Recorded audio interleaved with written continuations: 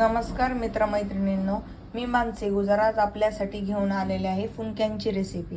तर चला बघूयात। फुनक्यांसाठी आपल्याला तुरीची डाळ, येथे तुरीची डाळ, हरभऱ्याची डाळ, मुगाची डाळ आणि चवळीची डाळ लागणार आहे। तर आपण आता प्रमाण, तर आपली जी हरभऱ्याची डाळ तुरीची जी डाळ आहे तर ती आपण 2 वाटी घेणार आहे। बघा मी ह्या वाटीने मेजरमेंट करते। तर आपण 2 वाटी आता तुरीची डाळ घेतलेली आहे। तर आपल्याला अर्धी वाटी चवळीची डाळ घ्यायची आहे। आता अर्धी वाटी चवळीची डाळ, अर्धी वाटी मुगाची डाळ घेऊयात। या अर्धी वाटी मुगाची डाळ, तसंच अर्धी वाटी आपण हरभऱ्याची डाळ घेऊयात। अर्धी वाटी किंवा त्यापेक्षा कमी हरभऱ्याची डाळ घेऊ शकतो आपण। कोणाला हरभऱ्याचं म्हणजे डायजेस्ट व्हायला प्रॉब्लेम येत असेल तर आपण अर्ध्या वाटीपेक्षा कमी हरभऱ्याची डाळ घेऊ शकतो। आता हे सगळं आपण स्वच्छ 4-5 पाण्यात धुवून घेऊयात। बघा आता आपण डाळींना स्वच्छ पाण्याने धुवून घेतलेलं आहे। आता ह्याला आपण 4-5 तास भिजत ठेवूया डाळींना। आपल्या सगळ्या ह्याच्यामध्ये पाणी ॲड करायचं आहे। हे बघा आता आपण पाणी टाकलेलं आहे ह्याच्यामध्ये आणि मस्त आपली डाळ भिजाय एवढं पाणी टाकायचं आहे। आणि बघा तुम्ही लेवल बघू शकता। आता मस्तपैकीने आपल्याला डाळ 4-5 तास भिजून ठेवायची आहे। तर चला आपण आता आपली डाळ 4-5 तास भिजून ठेवूयात, त्यानंतर भेटूया। आता बघा याला 4-5 तास झालेले आहेत। आपलं छानपैकीने भिजलेले आहेत आपल्या डाळी। आता आपण आपल्या डाळींमधलं पाणी काढून घेऊया आणि मग त्याला मिक्सरमधून वाटून घेऊयात। बघा आता आपण मिक्सरमध्ये फिरवून घेऊयात आपली डाळला।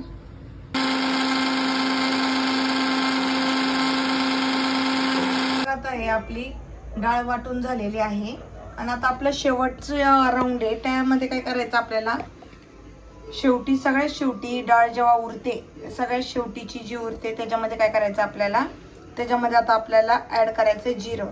आता आपण ह्याच्यामध्ये जिरं ॲड करणार आहे। त्याच्यामध्ये टाकायची आपल्याला आता हिरवी मिरची।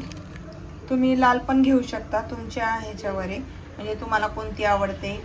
हिरवी तर हिरवी, लाल पाहिजे नसेल तर लाल।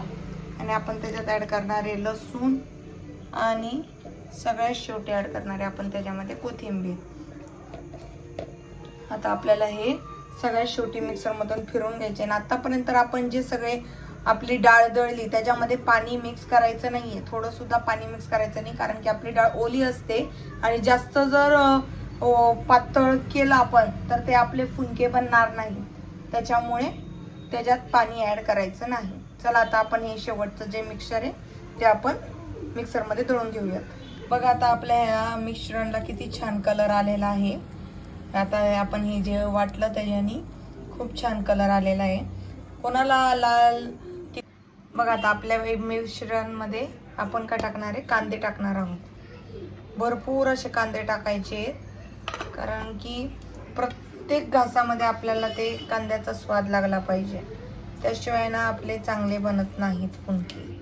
त्याच्यामुळे आता आपण हे मिक्स करून घेऊयात छानपैकीने, हलवून वरून छान। आणि त्यानंतर आपण ह्याच्यामध्ये सॉल्ट ॲड करणार आहोत। आपण मीठ कुठंच टाकलेलं नाहीये, वाटताना पण मीठ टाकलेलं नाहीये आणि वाटून झाल्यावर पण टाकलेलं नाही। आपण सगळ्यात शेवटी जेव्हा आपल्याला बनवायचं आहे, आता आपण बनवत आहोत फुनके लगेच, तेव्हाच मीठ टाकायचे, त्याच्या आधी टाकायचं नाही, नाहीतर पाणी सुटतं, मग पातळ होतात ते, कळालं। आता आपण हे छान मिक्स करून घेऊयात। तर मग आपण आता ह्याच्यामध्ये मीठ ॲड करूयात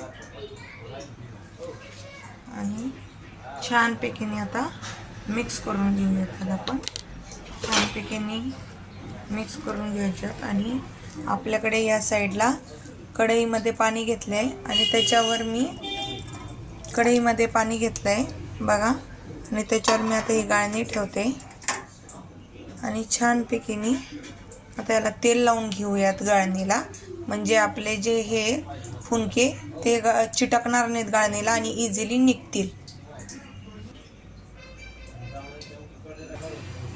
बघा आता आपण तेल लावून घेतलेलं आहे आणि आता आपल्याला फुनके बनवायचे। बघा आता आपल्याला फुनके कसे करायचे, हातावर थोडासा पोर्शन घ्यायचा आणि हा झाला आपले फुनका। आता हे आपण आपल्या गाळणीमध्ये ट्रान्सफर करून घेऊया।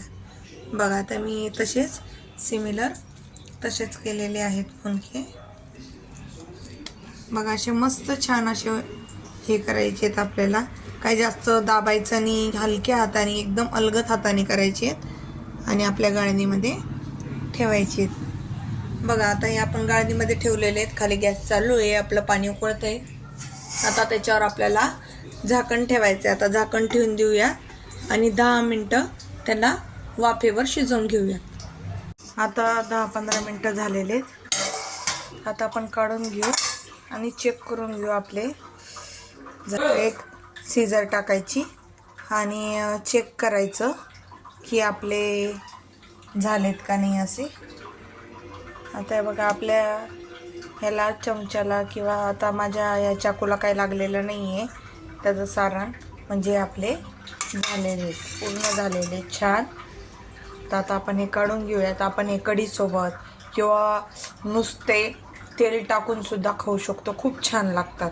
अशाच नवनवीन रेसिपीजसाठी आपल्या चॅनलला follow, like, share and subscribe करा. थँक्यू.